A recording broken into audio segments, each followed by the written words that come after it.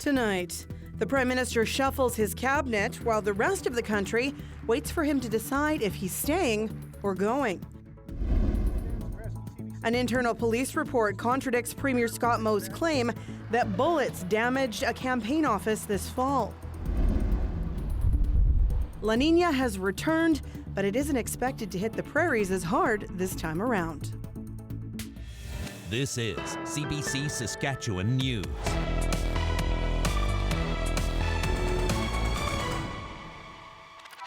It is Friday, December 20th, and the CBC Saskatchewan News starts right now. Good evening and thank you for watching. Christmas might just be a few days away, but all eyes are watching what's happening in Parliament. The leader of the NDP announced that his party will vote no confidence in the government after Parliament resumes. Now, things are scheduled to resume at the end of January, but ahead of that, the Prime Minister shuffled his cabinet and brought in some new members. I, Ruby Sahota, do solemnly and sincerely promise and declare that I will truly... Ruby Sahota joins cabinet as Minister of Democratic Institutions. She's from Brampton, Ontario, an important election battleground. David McGuinty has been appointed an MP for 2 decades and now joins cabinet as Minister of Public Safety. And Nathaniel Erskine-Smith is now Minister of Housing. He replaces Sean Fraser, who announced this week he is not running. The shovel comes 4 days after Chrystia Freeland resigned as Minister of Finance. A police report is contradicting claims by Premier Scott Moe about vandalism at a Sask Party campaign office. At the time, Moe told the media it was from gunfire. Aishwarya Dutta reports. You may remember during the election campaign when Premier Moe caused quite the stir. He talked about gunshots being fired at a campaign office. Moe said that's what the police were saying about a damaged window in Regina's Glencairn neighborhood. Now, CBC has obtained police documents that shed more light on the incident. Regina Police Service reports confirm that officers did not think there were gunshots. In their initial response, at no point did they say they believed that's what caused holes in the windows. Here's how it all happened. On October 21st, an officer examined the damage after Regina Northeast Sask Party candidate Rahul Singh approached him in a nearby parking lot. He confirmed to Singh that he had not found any casings or foreign objects. The officer wrote in his report that he told Singh the holes could have been caused by a stone chip from a truck leaving the parking lot, a BB gun, or anything. He advised Singh to make a non-emergency report. The next day, Moe publicly claimed the damage was a result of gunfire while he was at a press conference, calling the incident an attack, even alluding to Donald Trump's assassination attempt. What appears is there was at least one bullet that was shot into their campaign office. This is unprecedented for our province and unprecedented in a campaign.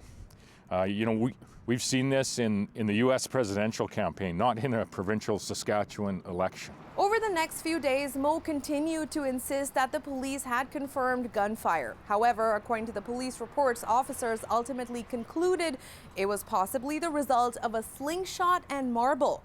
On October 23rd, CBC asked him why he described the vandalism at the campaign office as a shooting. He said, because that's what the police said it was. Moe declined to be interviewed to respond to this new information, and the Saskatchewan Party says he stands by his comments. Aishwarya Dutta, CBC News, Saskatoon. New Brunswick's newly elected Liberal government is reversing course on that province's pronoun policy in schools. The policy was put in place by the previous Conservative government. It required students under 16 to get parental approval in order to have teachers refer to them by their chosen pronouns. The policy was heavily criticized at the time as being discriminatory against transgender children. A church that's been operating in Regina for 118 years will soon close its doors with one final service on Christmas Eve. Alexander Kwan has that story. Was constructed when what the people in this neighborhood needed was a great big Lutheran church. That's what it was built for. And now, ideally, we'll find out what this community needs from this building. It's not often you hear a pastor welcoming the closure of her own church. But for Sarah Diamond, the final days of the Trinity Evangelical Lutheran Church will be celebrated and cherished. Over 118 years and in 3 different buildings, the congregation has gathered in Regina's heritage neighborhood. In June, the church voted to close the ministry and dissolve the congregation. The thought that we can leave a legacy by choosing to close when it's a good time feels a lot more like fulfilling our mandate, our ministry, rather than failing to church well. For a longtime parishioner, the decision hurts. It's very painful because I've been such a long-time member and gone through so much of my life in that church. I lost 2 husbands, and this is as painful because now I'm going to lose my church.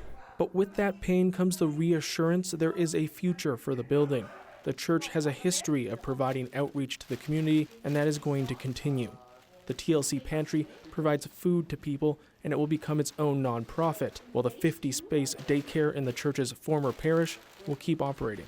There are even plans to create mini homes in the parking lot to serve as second-stage shelters for women leaving interpersonal violence. The rest of the building is on the market, and Diamond hopes it will be put to good use. As hard as it is to close, I think when we frame it more as like our mission has been accomplished. Parishioners will be able to come here for the last time on Christmas Eve. Diamond says it's a fitting end for the church, providing everyone with one last chance to create a precious memory. Alexander Kwan, CBC News, Regina. Saskatoon's Braden Yeager is the new captain of Canada's junior hockey team. The 19-year-old center plays for the Lethbridge Hurricanes and is a prospect for the Winnipeg Jets. Yeager says he's thrilled to be named captain of a team he has dreamed of being on since he started playing hockey. He says it's also special because he grew up playing with a few of his teammates in Saskatoon. Coach Dave Cameron says there was one main quality he looks for in a leader, and Yeager has it. We identify as a leader as guys that are multipliers. You know, not only are they able to look after themselves and take care and perform themselves, they were able to look after and care for other guys too. So that was probably the biggest characteristic. It's tough to describe. It's such an incredible feeling, and I think with the group we had, it could have honestly been anybody, and we're a room full of leaders, and we can lean on anybody at any given time. Yeager will not be the only Saskatchewan player in next week's championship in Ottawa.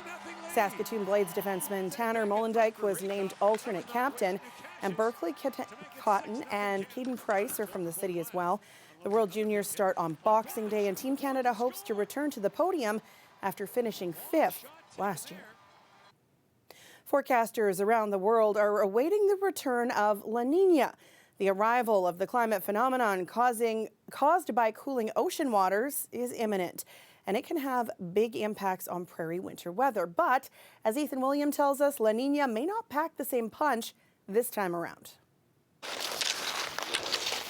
Jens Peterson is loving this weather. The president of the Regina Ski Club says it's much better for skiing than last winter. My very first day of skiing last winter was February 14th, Valentine's Day, and I got in exactly 3 weeks of skiing. A strong El Nino weather pattern made last winter much warmer and drier than normal on the prairies. But El Nino is over, and the snow and cold are back, and that could be a trend this winter. Waters in the equatorial Pacific near South America have cooled below average, and that means La Niña, El Nino's opposing weather pattern, is forming. It typically brings colder and snowier winters to the prairies, but there's a catch this time around. This winter, we are actually expecting a pretty weak La Niña. We're not going to see necessarily the typical correlations between the colder and snowier winter and the La Niña signal. But that doesn't mean winter will be a breeze, with this last month as evidence of that. But Environment Canada's winter outlook does show a better chance that December, January, and February will be warmer than normal on the prairies, unusual for La Niña events. Experts say the warming of ocean waters due to climate change can dull the cooling effects of La Niña.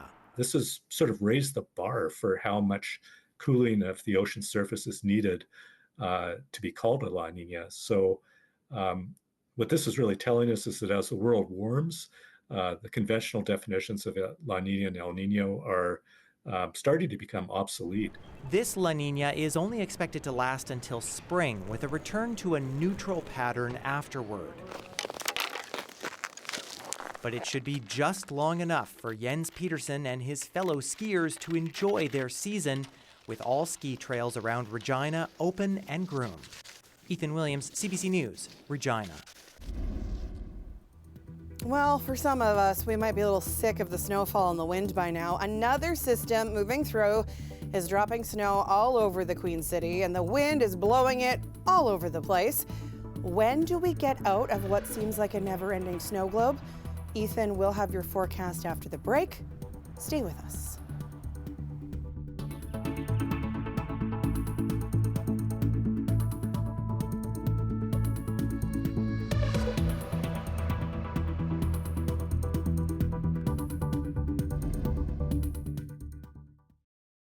This weather update is brought to you by Mercedes-Benz Regina, proud member of the Capital Automotive Group.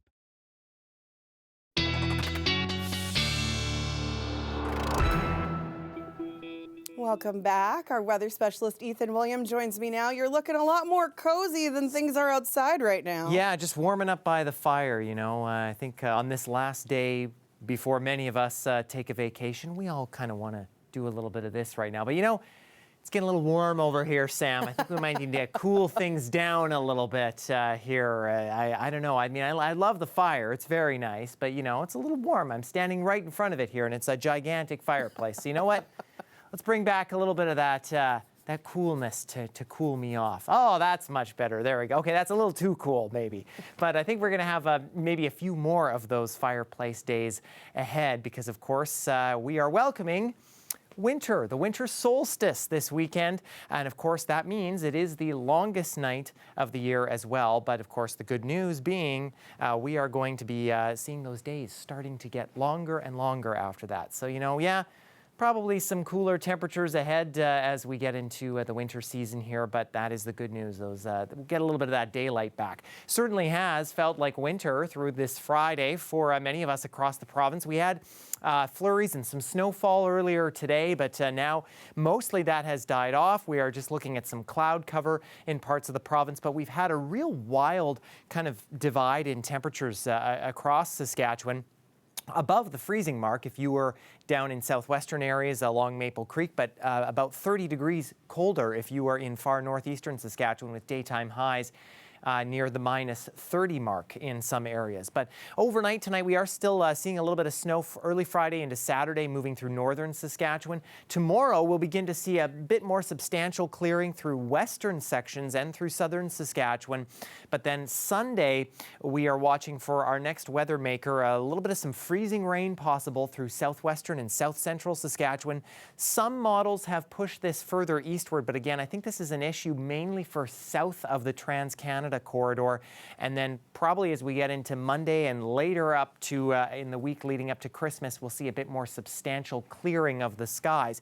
Not going to be a whole lot of rain, but 1 to 3 millimeters is enough to wreak a little bit of havoc on highways. And again, some models are pushing this a bit further, so the Weyburn-Estevan area, you might pick up a little bit of that rain as well. But the good news is, even as this system rolls in, we're looking at winds staying fairly light, and as we get into next week, we see this kind of Arctic air that has been dominating our weather picture begin to move away, and some much warmer temperatures moving in just in time for Christmas. And that means that our forecast will look something like this, where after we drop a little bit Sunday in Regina, it's basically minus single digits for daytime highs and overnight lows, with some sunshine as well. Normal is -9 for this time of year in Saskatoon, but we'll be well above that heading into next week, including for Christmas Day, maybe even getting a bit above the freezing mark. And, you know, we talked about a little earlier about how Environment Canada is predicting some warmer temperatures for the next few months, Sam. Well, here they are right here. We don't have normal anymore. No, doesn't exist. Thanks, Ethan. You bet.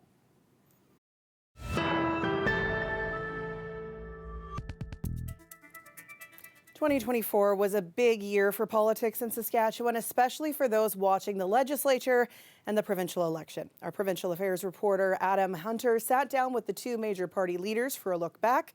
Here's some of his conversation with Scott Moe. How would you assess the last 12 months for yourself and for the Saskatchewan Party government? I think it's it's an election year. The past year has been, and so we found our way, up to, including to right up to election evening. But I'll maybe speak a little more specifically to what's happened since the election, and I spoke about this on election night. We were very honored to form a fifth-term majority government here in the province, something that doesn't happen often, and we are very thankful to the people of Saskatchewan for electing the Saskatchewan Party. That being said, there are some adjustments that we need to make. And I think you saw, and Saskatchewan people saw those adjustments as we went into this short sitting in this election year with the speech from the throne and the focus that we had not only on enacting our affordability platform, but also ensuring that we are setting the foundation to deliver when it comes to healthcare outcomes, when it comes to educational outcomes, and when it comes to having a very serious discussion around supports and enforcement to ensure that our communities are safe. A fifth straight majority government is a pretty impressive feat. I know that perhaps wasn't the total result you wanted because you did lose some seats and some significant names and people that left with retirements and also suffered defeats on election night. Was it disappointing, the results with the numbers, not the majority government? The goal going in, and I'd said this going into the election this time, is always to form a majority government so that we can enact our platform on behalf of the people of Saskatchewan, and we certainly achieved that. That being said, we have a reduced majority, and that's how democracy works, and I think we can be thankful that we do have a democracy here. But the disappointment would be, for me would be I feel we have some capable people that aren't here right now, and some friends.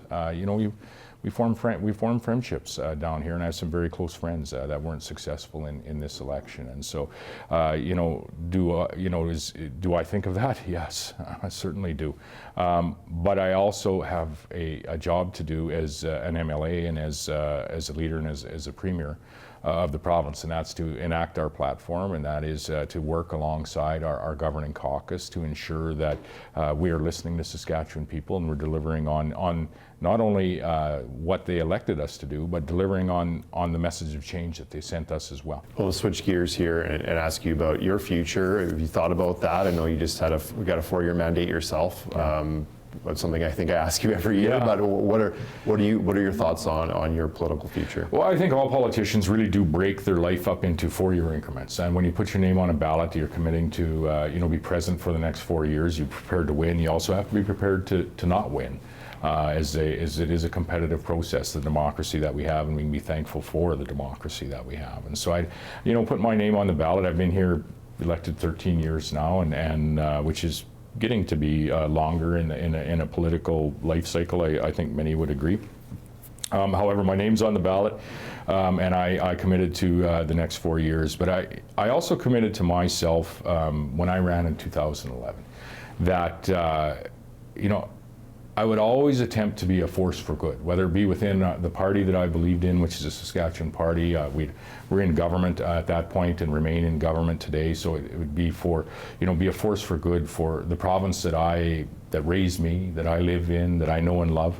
And certainly that still remains the primary focus for me, is to work alongside our caucus members in the Saskatchewan Party, our cabinet members in the Saskatchewan Party, but most importantly work alongside community members and families across Saskatchewan to continue improving the opportunities that we have today, and to continue to provide those opportunities for that next generation. It's that next generation that gets me up in the morning and drives the work that I do, and I'm very honored for the opportunity that I've had to do it for in excess of a decade now, and I'm very honored in the fact that Saskatchewan people have provided myself and the Saskatchewan Party a 4-year mandate for a 5th consecutive time.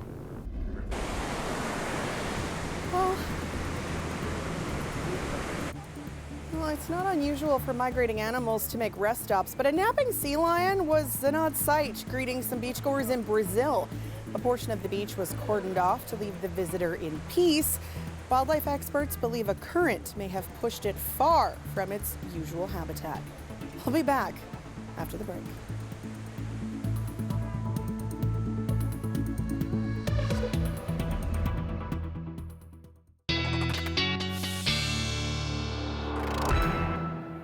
Welcome back. Ethan's back with one last look at your weather. No fire this time. No, none. We put that away, and well, we don't need it because the temperatures are actually going to warm up through south and central as we head through the overnight. -10 to -15 generally. Maybe a few flakes flying in eastern sections, but for the most part, I think we're still keeping that cloud cover around. That's what'll keep us warm as we head overnight. For northern Saskatchewan, again, some snow remaining. Another couple of centimeters, especially in eastern sections and particularly in places like South End and Pelican Narrows. But for the most part, that should be out of there by early Saturday morning. We are looking at temperatures a bit on or a bit above seasonal, I think, for northern Saskatchewan for the most part. Staying mostly cloudy by the noon hour, but some breaks of sun as we get into the afternoon. For south and central Saskatchewan, again, I think we are going to be starting the day around -10, and then clouds clear, especially out west in the province. And as we head later into the afternoon, we'll see those continue to clear away, mostly looking for highs -5 to -10, but even some temperatures once again near the freezing mark, Sam, in southwestern Saskatchewan. All right. Thanks, Ethan. You're welcome. And before we go, good news for those of you loving all the snow, maybe itching to hit the slopes. Optimist Hill will reopen Saturday morning in Saskatoon. The park was closed for extreme cold weather and maintenance repairs this week, but will be open starting at 10 o'clock Saturday morning. It will be open almost entirely through the holiday break, minus Christmas Day. That includes tubing, which starts at noon every day, and over the school break, they're open from 11 to 7 from Monday to Saturday and 11 to 5 on Sunday. And it looks like our Mother Nature has been more than willing to help people get out there and enjoy some fun in the snow. And that is it for us. For more news anytime, you can head to cbc.ca/sask or subscribe to the CBC Saskatchewan YouTube channel. You can also download the CBC News app on your smartphone or tablet. We leave you now with some sights and sounds of the holiday season. From all of us here at CBC Saskatchewan, we want to wish you and your family a safe and Merry Christmas. Thanks for watching.